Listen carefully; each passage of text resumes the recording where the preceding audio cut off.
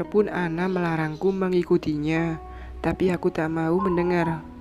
5 menit setelah motor yang ia naiki melaju, mobilku pun keluar dari rumah. Dari jarak beberapa meter, aku terus mengikuti. Aku harus tahu kemana ia akan pergi hari ini.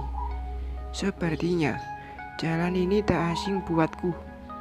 Apakah Ana memilih rumah Saras, wanita yang sudah mengenalkan kami? 16 bulan yang lalu, aku sepakat bertemu Andre untuk membicarakan kerjasama kami membuka cabang usahaku di Semarang. Tapi ternyata hari itulah menjadi hari perkenalan dengan Ana. Ku edarkan pandang ke seluruh penjuru kafe hingga berhasil menemukan Andre sedang duduk di pojokan bersama istri. Mereka sudah menikah lebih 5 tahun, tapi belum juga dikaruniai anak.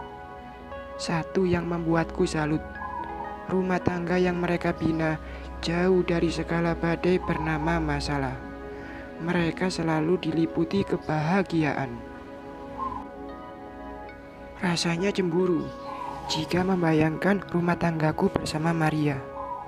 Miris, setelah sekian banyak pengorbanan yang kulakukan, ternyata Maria tak sedikit pun menghargai. Jika tidak karena memikirkan perasaan Keisa, sudah kuakhiri rumah tangga bersamanya.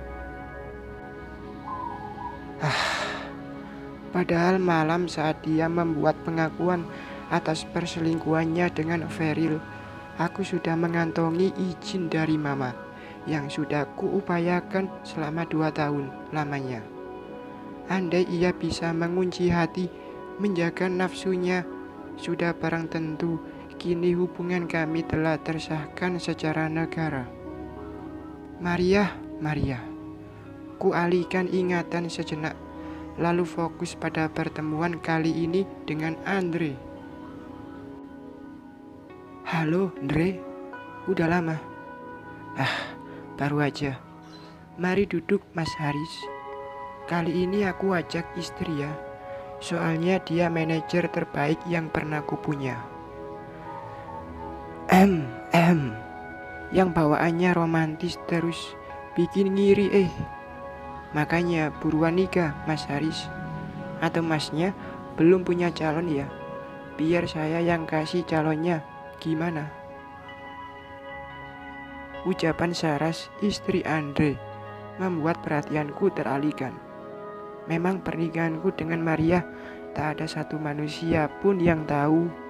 Setelah menikah bawa tangan, aku menempatkannya di satu kota dengan Mama, tapi di pelosok yang berbeda. Tiap hari bolak-balik Jakarta-Bandung karena memang posisi kerjaku saat ini bertempat di Jakarta. Bagiku tak masalah lelah, asal semua tenang dan damai.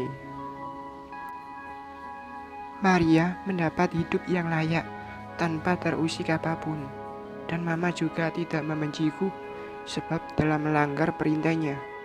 Aku yakin seiring berjalan waktu dengan segenap usaha untuk terus meyakinkan, pasti Mama akan menerima kehadiran Maria. Sekarang, saat restu sudah kudapat, nyatanya Maria telah berpaling. Meski sudah memaafkan, tapi entah kenapa aku tak bisa bersikap seperti dulu padanya. Bahkan saat nafsu lelakiku muncul, aku tak mampu menumpahkan pada Maria. Bayangan perselingkuhannya dengan Feril menjadi alarm yang membuatku hilang rasa.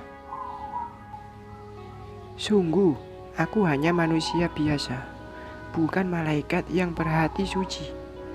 Status kami memang suami istri, tapi aku tak dapat menjalankan kewajibanku sebagai suami untuknya. Karena itu, aku pernah bertanya pendapatnya. Bagaimana pertanggungjawabanku pada Allah nanti tentang nafkah batin yang harusnya ku beri, tapi tak mampu ku beri? Jawaban yang ku terima sungguh membuat hati ini lega. Maria rela dan tak menuntutku kelak di akhirat. meski kewajiban sebagai suami tak lagi bisa ku berikan untuknya. Haris, ngelamun mulu. Dilamunin gimana juga, jodoh mah kakak datang kalau nggak dicari. Guyonan Andre membuyarkan ingatanku akan Maria. Riz, coba kamu lihat deh perempuan di foto ini. Dia sahabat istriku. Anaknya baik banget, terutama Saliha. Aku kalau lihat dia pasti keingat kamu. Mau nggak kalau kami mengenalkanmu dengannya? Aku terhenyak mendengar tawaran Andre tersebut. Selama ini, meski sudah lama tak pernah lagi menyentuh Maria, namun keinginan untuk mencari penggantinya pun tak ada sama sekali. Nyatanya, jiwaku kini kosong, seolah aku meneruskan hidup karena memang belum sampai waktuku kembali padanya. Selebih itu, aku tak lagi punya gairah. Gimana? Mau nggak tak jodohin? Saras kembali bertanya. Aku menggaruk kepala. Kalau ditanya perihal jodoh, Mas Haris memang setipe sama Ana. Jawabannya selalu Sepertinya mereka memang jodoh ya, yang Andre dan Saras tersenyum usil sehabis membercandaiku. Tapi tak lama. Bentar deh. Itu kan Ana. Emang jodoh lah ini. Padahal kita nggak ngundang ya, Beb. Saras berbicara pada Andre. Udah, panggil aja. Ajak duduk bareng sama Haris, tawar Andre yang membuat jantungku sontak berdegup kencang. Ku alihkan pandangan pada sosok yang dibicarakan sepasang pengantin itu.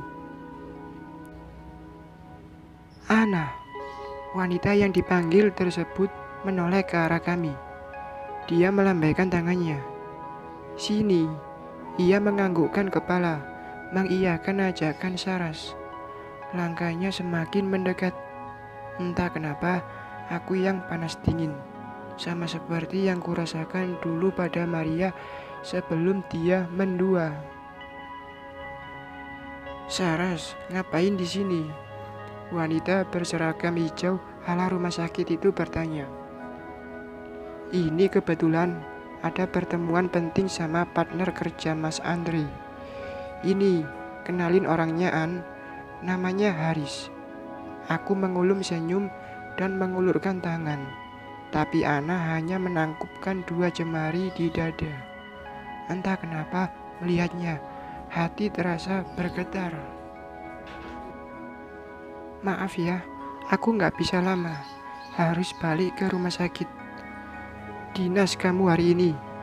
Iya, ini kemari cuma beli pesanan teman satu ruangan. Oh, ya udah deh, hati-hati ya An. Oh ya, boleh nggak aku kasih nomor kamu buat Mas Haris? Dia katanya pengen nyari teman hidup. Ya kan, Mas? Hah? 2 bola mataku membelalak. Kapan pernah aku berkata demikian padanya? Ku alihkan pandangan menatap wajah Ana. Dia tampak mengulum senyum. Jujur, lirikan dan senyuman Ana membuat sesuatu berdesir di dalam dada. Aku menarik napas, meredahkan kegugupan yang tiba-tiba merajai tubuh. Gimana An? Boleh nggak?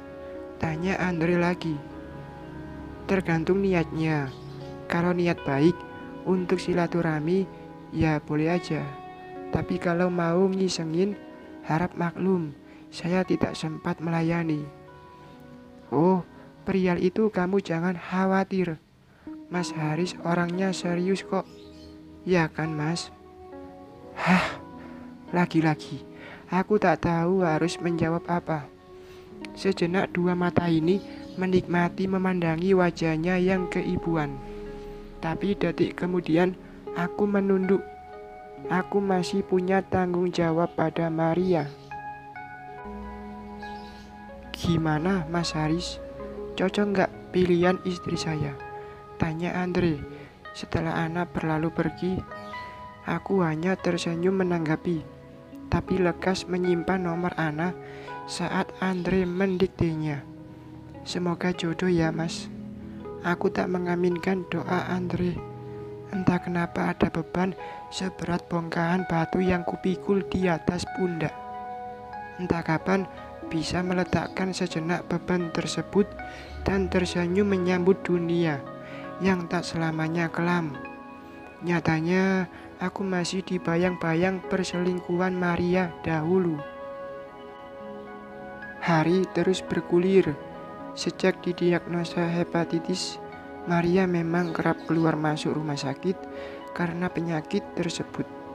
Akhirnya, untuk memudahkan proses pengobatan, ia memutuskan untuk tinggal di rumah ibunya di Jakarta. Setelah kepindahan Maria ke rumah ibunya, aku pun memutuskan untuk ikut menetap di Jakarta, namun di rumahku sendiri. Hal inilah yang membuat hubungan kami berjarak. Aku hanya datang sesekali untuk menyenguk Keisha dan sesekali bertemu dengannya. Berjauhan dari Maria, entah kenapa, aku merasa lebih tenang. Jika biasanya aku selalu terbangun di tengah malam, kali ini tidurku mulai nyenyak. Hingga suatu ketika, aku melihatnya kembali.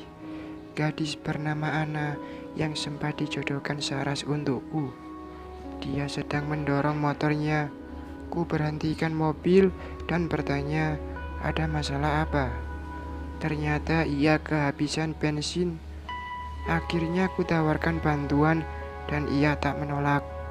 Pertemuan kedua yang tak disengaja tapi cukup membuat aku terus mengingatnya. Setelah hari itu, aku sering mengecek profil WhatsApp Ana. Ingin memberi kabar, tapi hati menuntut untuk menahan diri. Aku mencoba mengunjungi ke tempatnya bekerja, bertanya pada beberapa sahabat bagaimana kehidupan Ana selama ini. Entah kenapa, bertanya langsung pada Saras rasanya malu. Beberapa lama terus memperhatikan gadis itu dalam diam, tapi tak berani mendekat, apalagi menyapa. Lagi-lagi Maria menjadi penahan keinginan ini. Hingga suatu malam, aku tak bisa memejamkan mata. Pengintaianku pada Ana terlanjur membuat hati terus mengingatnya. Jiwa mulai resah hingga aku ungkapkan semuanya pada Maria. Aku tahu ini pasti akan menyakitinya, tapi bisakah ia berkorban sekali saja seperti selama ini? Aku juga banyak berkorban untuknya dan Keisha. Aku ingin bicara. Bicara apa, Mas? Aku minta maaf, Maria, jika apa yang kuucapkan ini akan menyakiti hatimu. Aku jatuh cinta pada wanita lain. Dia tampak terhenyak. Aku tahu pasti hatinya terluka. Tapi diri ini bisa apa? Andai tak ada noda dalam pernikahan kami, ku pastikan tak pernah hati ini tertarik pada wanita lain. Jika Mas menyukai wanita lain, silahkan Mas nikahi. Aku ikhlas. Aku menghela napas lega. Namun, sempat kulihat dua bola matanya basah. Jujur, itu membuat hati ini ikut sedih. Tapi sebagai manusia normal, aku juga ingin merasa menjadi suami yang dihargai. Aku ingin mendapatkan seorang istri yang bisa ku bimbing ke arah kebaikan, yang bisa menjaga kehormatanku saat tak bersama. Aku juga sudah pernah memberi pilihan terbaik untuk Maria, yaitu berpisah, agar kami bisa menata hati masing-masing. Dia memperbaiki diri dan menata kembali hidup, mungkin bersama Feril atau yang lain, dan aku dengan kehidupanku yang baru. Tapi apa yang terjadi? Maria bersikeras agar aku bertahan dan tidak menceraikannya. Aku menarik napas berat. Terima kasih, Maria. Dia pergi begitu saja. Ya Allah, berdosakah aku padanya? Dalam kebimbangan, niat semula tetap kujalankan. Kesetujuan Maria membuatku tak lagi menunda. Aku meminta Saras untuk menyampaikan keinginan ini pada Ana. Alhamdulillah, Ana menerima. Aku tidak pernah bertemu langsung dengan gadis itu. Apa-apa selalu melalui perantara Saras. Sebelum menikah, terhitung 3 kali bertemu. 1 kali di kafe, kedua saat motornya mogok, ketiga saat proses lamaran. Aku tidak pernah tahu jika ternyata dia bertanya sangat detail pada Saras tentang hidupku. Dan Saras memberitahu apa yang ia ketahui, bahwa aku masih berstatus single, yang mana memang di KTP pun statusku belum kawin. Diri ini memang berencana mengubah setelah peresmian hubungan dengan Maria, yang ternyata semua menjadi terlupakan karena perselingkuhannya. Aku salah telah membiarkan kebohongan ini berjalan hingga bahkan setahun lamanya. Jujur, aku takut berkata sebenarnya. Aku takut Ana akan pergi meninggalkanku, sedang padanya separuh hidup telah dengan indah membersamai. Aku tak bisa tanpa dia. Sebab itulah aku memutuskan untuk terus berdiam diri. Kini semua sudah terbongkar. Ku tahu Ana terluka, tapi bolehkah Rob? Ku mohon, tetapkan ia bersamaku. Aku tidak ingin rumah tangga kedua ini hancur karena kesalahan yang sudah ku perbuat. Aku mencintai Ana dan ku tahu dia adalah wanita terhormat yang begitu mulia. Dia mampu menjaga pandangan. Dia bisa membuatku nyaman dan sangat merasa begitu dihargai sebagai seorang suami. Kumohon, kukuhkanlah rumah tanggaku bersamanya. Hanya padamu, Rob, aku meminta. Kabulkan doaku. Bersambung.